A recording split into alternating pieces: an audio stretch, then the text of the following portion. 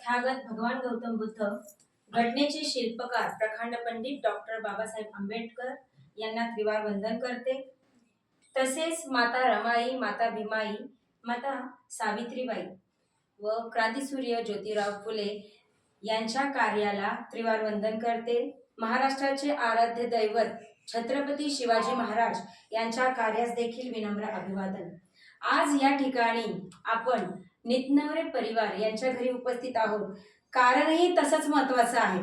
कारण आहे ते बुद्धमूर्ती म्हणण्यापेक्षा बुद्धरूप जे आपण बुद्धगयेवरून आणलेलं आहे त्याची प्रतिष्ठापना करायची बरेच दिवस चाललं होतं आणि आज कुठंतरी तो योग आलेला आहे जुळून।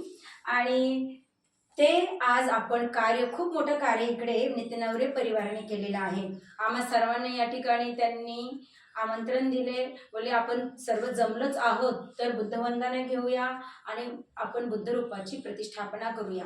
आता बुद्धरूप प्रतिष्ठापना घरामध्ये करणं आणि त्याद्वारे काय संदेश आपण देत असतो किंवा आपल्यामध्ये आपण काय परिवर्तन करत असतो हे महत्त्वाचं आहे।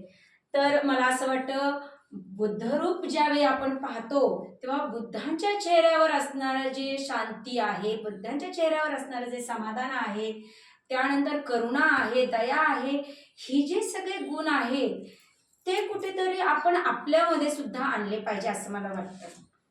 कारण बुद्धांनी नेहमी आपल्या संपूर्ण जगाला शांतीचा मार्ग दिलेला आहे।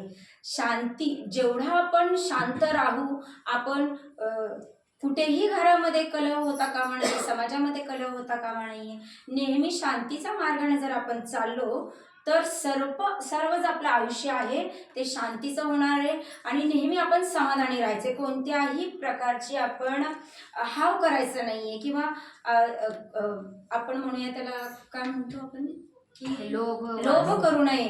आणि लोभ जर केला तर आपल्या मनामध्ये कुठेतरी अशांती असते की आपल्याला त्या गोष्टीचं कधी मिळणार तर हे असं न करता नेहमी आपण समाधानी असले पाहिजे। जे काही आपल्याकडे आहे त्यात आपण समाधानी असलं पाहिजे। नेहमी प्रत्येक माणसावर प्रेम केलं पाहिजे, दया दाखवली पाहिजे आणि हेच जर आपण आपल्या आयुष्यामध्ये आपल्या अंगामध्ये हे जे गुण आपण अंगीकारले तर कुठेतरी मला वाटते की सर्व जे आपल्या घरामध्ये आहे सर्वच मंगल सगळं होणार आहे आणि तेच आपल्याला हवं आहे। आपण बुद्धरूपाच्या बुद्धरूपातून आपण हे सर्व आपल्यामध्ये घ्यायचं आहे आणि आपल्या मुलांना देखील हेच संस्कार आपण दिले पाहिजे असं मला वाटतं।